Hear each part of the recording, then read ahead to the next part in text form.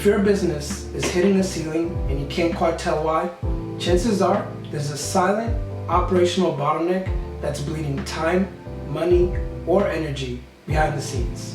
Today, I'll walk you through the top 5 that I've seen in my 12 plus years in operations strategy and how to spot them before they cost you profit.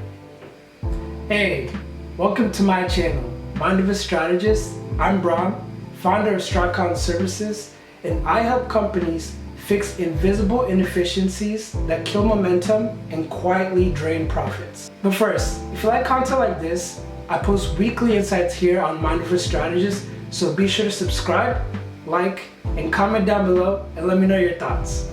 Alright, so let's get into the video here. And this list is in no particular order, so I'll just go 1 to 5, but it doesn't mean that 1 is, the most and 5 is the least. It's just no order here. So the number 1 operational bottleneck that I see most often when teams bring me in is poor handoff between teams. So for example, when they're handing over work or a process, when it goes from one team to another, the best example I can give you is, for example, when a sales team has closed the deal in bringing in a client, so then now they go ahead to hand off that work to the next part of that team, whether it's the development team or the operations team. The number 1 bottleneck here is a poor handoff, so a lack of a clear process. And usually when this happens, there's no clear rules on what's supposed to happen from one team to the other. It causes delays, it causes the teams to move slow, and then this ultimately then slows down the delivery to the client in getting whatever was promised to be delivered to that client. So then that could delay possibly an invoice getting paid. And the number 1 thing that I notice in why this happens is there's no system, there's no actual system that was laid down there, and so it just screams a lack of a system. So that's something that would really help this area. So if you're ever seeing this in your teams or in your business, poor handoffs between teams lacks a system. Number 2 here in this list is that I've seen and come across a lot is repetitive manual tasks. And what do I mean by that? So I would say repetitive manual tasks is when a team has tasks to do and it's something that they have to do a lot. So for example, like creating invoices or sending out invoices, something repetitive, something possibly manual that's repetitive. Another is sending out pre-templated emails. For example, if you're dealing staffing or hiring or onboarding onto your team or onto your projects, this here repetitive manual tasks to me is a bottleneck, and I'll explain why. Why it is because the time it takes to keep doing a task over and over repetitively, that's time that could be used doing something else, possibly a bigger task, or using that manpower in a better area that could help with your operations and help increase and grow profits.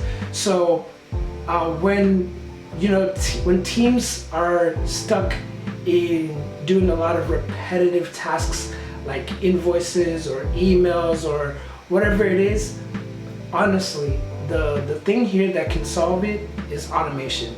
I know your team may use automation, and automation is a big thing, but you'd be surprised there are a lot of teams and companies out there that are still lacking some automation in these little repetitive tasks that go under the radar that are not really seen. So automation here is key for repetitive tasks. Okay, so now on to number 3 operational bottleneck on this list. It is inefficient onboarding and training of staff and new hires. Now, this one here is critical because especially I've seen a lot of companies when they're trying to really hire fast and ramp up, and let's say there's not a clear training process put in place. This can become a very big bottleneck, and it could definitely really affect your profits here, and I'll explain why. So when you have an inefficient onboarding process or an inefficient training process or both, so let me give you an example. You've gone ahead to now hire 5 new developers on your team, and you're now going to onboard them. However, in your onboarding, there's no clear training protocols in training that person onto this new team, so that they can get the lay of the land in the team, specifically their team.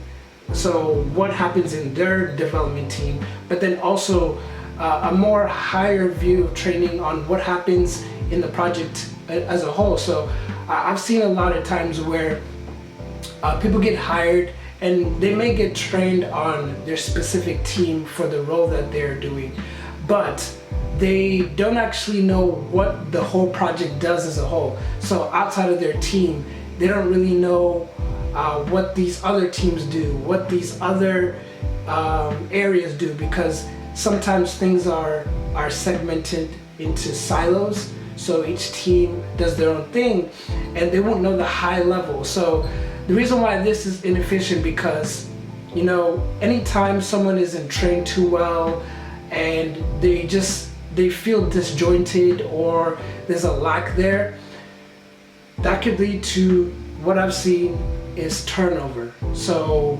when that person figures they either find a new better opportunity, or they figure this isn't the right fit for them, or the company they're able to see that this isn't the right fit here, so there'll be turnover, and turnover keep having to hire and rehire staff can really kill your profits, because now you're rehiring someone, and that just takes time, it takes money to be able to now go and interview people and then also hire as well. So that is a really inefficient bottleneck that I've seen, definitely, for sure. Number 4 on this list, and this one is probably the biggest operational bottleneck that I see a lot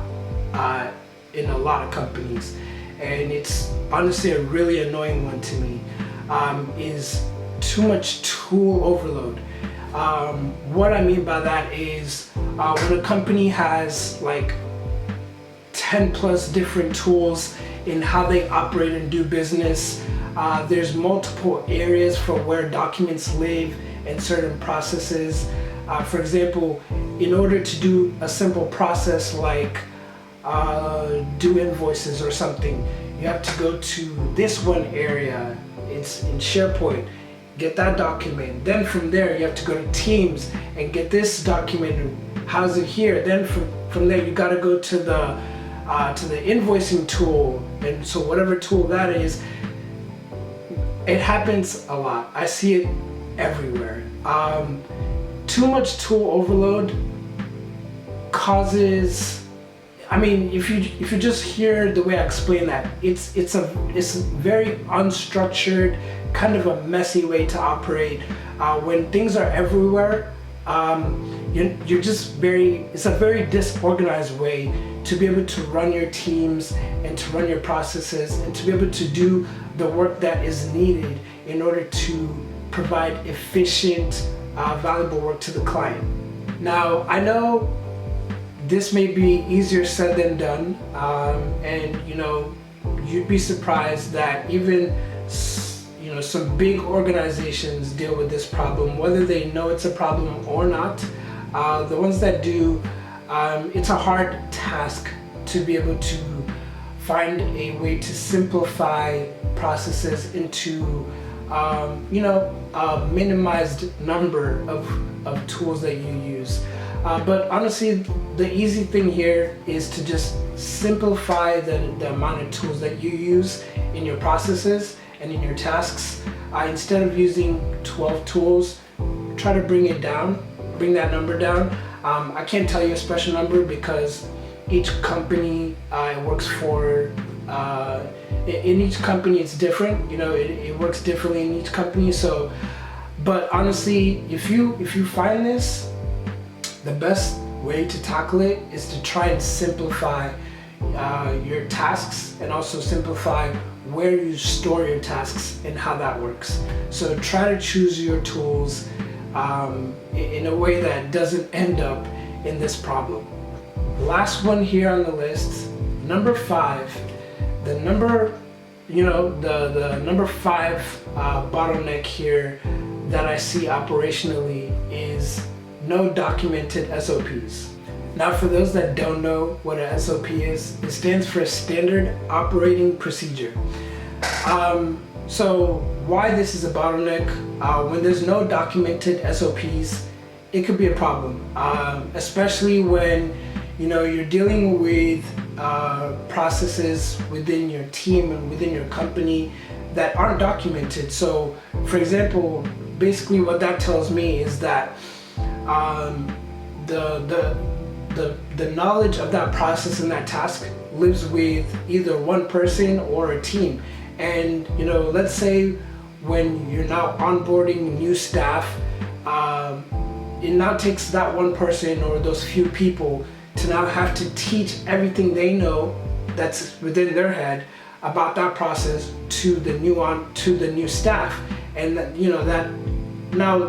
training is training. There'll always be training like that. But when it's about knowledge that's only in the individual's head, that takes a lot of time to be able to make the person know what you know. And also an issue with this is if that one person or those few people that know this process very well, if they for some reason choose to leave, or something happens to them, they're sick, they can't be there, or they're just no longer at the company anymore, their knowledge goes with them.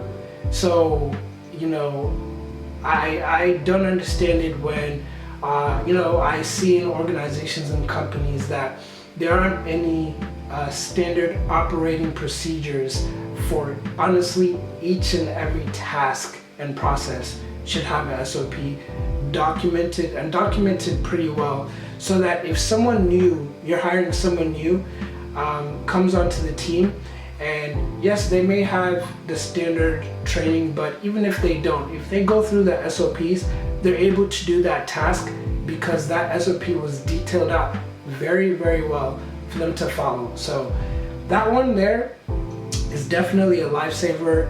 I highly recommend SOPs. As boring as they are, as boring as they may sound, I highly recommend SOPs. And honestly, if SOP is the first time you've ever heard of this, or you're not too sure how they look or work, let me know if you ever want a template and I can provide that. But yeah, that one is a big one. And there you have it.